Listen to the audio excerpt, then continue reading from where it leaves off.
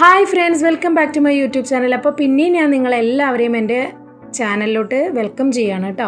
അപ്പോൾ ഇന്ന് എൻ്റെ ഒരു കസിൻ്റെ ഒരു പിക്കിൾ റെസിപ്പിയാണ്. അതിനായിട്ട് അവളൊരു 750 ഗ്രാമോളം വെളുത്തുള്ളി, അതേപോലെ തന്നെ ആവശ്യത്തിന് ഇഞ്ചി ചോപ്പ് ചെയ്തത്, പച്ചമുളക് ചോപ്പ് ചെയ്തത്, കറിവേപ്പില, അതേപോലെ തന്നെ നല്ലെണ്ണ.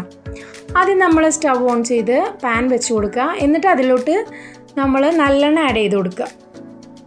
അപ്പോൾ നമ്മൾ എണ്ണയൊക്കെ ഒഴിച്ചു കൊടുത്തു. എന്നിട്ട് നമ്മൾ ആ എണ്ണ ഒന്ന് ചൂടാവാനായിട്ട് വെയിറ്റ് ചെയ്യുക. അപ്പോൾ ഇതാ കണ്ടില്ലേ, എണ്ണയൊക്കെ നല്ല ചൂടായി വരുന്ന സമയം നമ്മൾ അതിലോട്ട് കടുക് ഇട്ട് കൊടുത്തു. അപ്പോൾ കടുകൊക്കെ പൊട്ടി കഴിഞ്ഞ് കഴിഞ്ഞാൽ നമ്മൾ അതിലോട്ട് ചോപ്പ് ചെയ്ത് വെച്ചിട്ടുള്ള ജിഞ്ചറും, അതേപോലെ തന്നെ ചോപ്പ് ചെയ്ത് വെച്ചിട്ടുള്ള പച്ചമുളകും കറിവേപ്പിലും ഒക്കെ ഇട്ട് നന്നായി അതൊന്ന് മൂപ്പിച്ചെടുക്കുക. അപ്പോൾ നല്ല പോലെ തന്നെ അതൊന്ന് സിമ്മിലിട്ട് നന്നായി അതൊന്ന് മൂപ്പിച്ചെടുത്ത ശേഷം വെളുത്തുള്ളി കൂടി നമ്മൾ അതിലോട്ട് ഇട്ട് കൊടുക്കുക കേട്ടോ. അപ്പോൾ വെളുത്തുള്ളിയൊക്കെ ഇട്ട് കൊടുത്തു കഴിഞ്ഞ ശേഷം നമ്മൾ ചെയ്യേണ്ട ഒരു കാര്യം എന്താണെന്ന് പറഞ്ഞു കഴിഞ്ഞാൽ, നമ്മൾ ഫ്ലെയിം ഒന്ന് മീഡിയം ലെവലിലാക്കണം. ഇനി അങ്ങോട്ട് മീഡിയം ലെവലിലൊരു 2-3 മിനിറ്റ് കുക്ക് ചെയ്താൽ മതി. അപ്പോൾ ഈ ഒരു വെളുത്തുള്ളീൻ്റെ ഒരു പാകം എന്ന് പറഞ്ഞു കഴിഞ്ഞാൽ ഒരുപാട് അങ്ങോട്ട് വെന്ത് പോകാനും പാടില്ല, എന്നാൽ നല്ല വേവ് കുറയാനും പാടില്ല. ഇങ്ങനെ കടിച്ചാൽ കിട്ടുന്ന ഒരു പരുവത്തിലാവുന്ന വരെ മീഡിയം ഫ്ലെയിമിലിട്ട് നന്നായി അതൊന്ന് ഇളക്കി യോജിപ്പിക്കുക.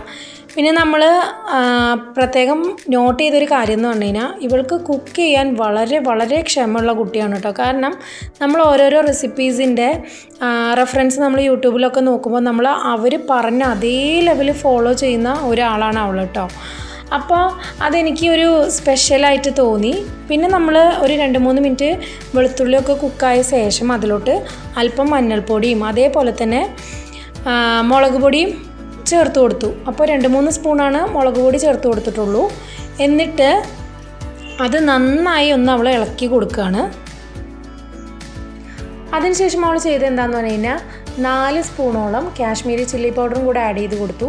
അപ്പോൾ ഞാൻ അവളോടുത്ത് ചോദിച്ചു, എന്തെങ്കിലും പ്രത്യേകം റെഡ് കളേഴ്സ് എന്തെങ്കിലും ചേർക്കുന്നുണ്ടോ? കാരണം നമുക്ക് കടയിൽ നിന്നൊക്കെ മേടിക്കുമ്പോൾ അതിലൊക്കെ നമ്മൾ കളറ് ചേർക്കുന്നുണ്ടായിരിക്കും, കാരണം അത്രയും ഒരു ഡാർക്ക് ഷെയ്ഡായിരിക്കില്ല എപ്പോഴും പിക്കിൾസിനൊക്കെ. അപ്പോൾ ഇവളിതിൽ അങ്ങനത്തെ തരത്തിലുള്ള ഒന്നും ചെയ്തിട്ടില്ല കേട്ടോ. അപ്പോൾ നമ്മൾ കാശ്മീരി ചില്ലി പൗഡറും കൂടെ ആഡ് ചെയ്ത് നന്നായി ഇളക്കി യോജിപ്പിച്ച ശേഷം അതിലോട്ട് അവളൊരു 2 സ്പൂണോളം കായം പൊടിയും അതേപോലെ തന്നെ ഒരു 2 സ്പൂണോളം ഉലുവാപ്പൊടിയും കൂടെ ചേർത്ത് കൊടുക്കുന്നുണ്ട് കേട്ടോ. എന്നിട്ടും അവൾ മീഡിയം ഫ്ലെയിമിൽ നന്നായി അതൊന്ന് ഇളക്കി യോജിപ്പിച്ചു. പിന്നെ ഈ ഒരു റെസിപ്പിയിൽ എനിക്കൊരു കൗതുകമായിട്ട് തോന്നിയ ഒരു പാർട്ട് ഉണ്ടായിരുന്നു കേട്ടോ. കാരണം ഇവൾ ഈ ഒരു മിക്സ് ഈ ഒരു ലെവലാവണ സമയം അതിലേക്ക് 1 സ്പൂണ് പഞ്ചസാര കൂടെ ആഡ് ചെയ്ത് കൊടുക്കുന്നുണ്ടായിരുന്നു കേട്ടോ. അപ്പം ഞാനിങ്ങനെ വിചാരിച്ചു അച്ചാറിൽ ഒക്കെ പഞ്ചസാര ഒക്കെ ആഡ് ചെയ്ത് കൊടുക്കുമെന്ന്. അപ്പം നമ്മൾ വെക്കുന്ന രീതിയിലായിരിക്കില്ല ചിലപ്പോൾ മറ്റുള്ളവർ വെക്കുക. അപ്പോൾ ഇതിൻ്റെ ടേസ്റ്റ് എന്തായാലും ഞാൻ ലാസ്റ്റ് അറിയുമല്ലോ. അപ്പോൾ ഞാൻ എന്താണെന്നുള്ള ഒരു ആകാംക്ഷയിലിരിക്കുകയായിരുന്നു കേട്ടോ. അപ്പോൾ അവൾ അതിന് ശേഷം അതിലേക്ക് സുർക്ക കൂടെ ആഡ് ചെയ്ത് കൊടുക്കുന്നുണ്ട് കേട്ടോ. എന്നിട്ട് ഒന്നുകൂടെ നന്നായി ലോ ഫ്ലെയിമിലിട്ട് തന്നെ ഒന്നുകൂടെ ഇളക്കി യോജിപ്പിച്ചു. അതിന് ശേഷം അവൾ സ്റ്റവ് ഓഫ് ചെയ്യുക കേട്ടോ. അപ്പോൾ ഈ ഒരു റെസിപ്പി ഇത്രയേ ഉള്ളൂ ഇതിൻ്റെ ഒരു പ്രിപ്പറേഷൻ സ്റ്റേജ് എന്ന് പറഞ്ഞു കഴിഞ്ഞാൽ. പക്ഷെ ഒരു കാര്യം പറയാതിരിക്കാൻ വയ്യ, വീടുകളിൽ ഉണ്ടാക്കുന്ന അച്ചാറുകളും നല്ല ടേസ്റ്റിയായി ഉണ്ടാക്കാമെന്ന് എൻ്റെ കസിൻ തെളിയിച്ചിരിക്കുകയാണ് കേട്ടോ.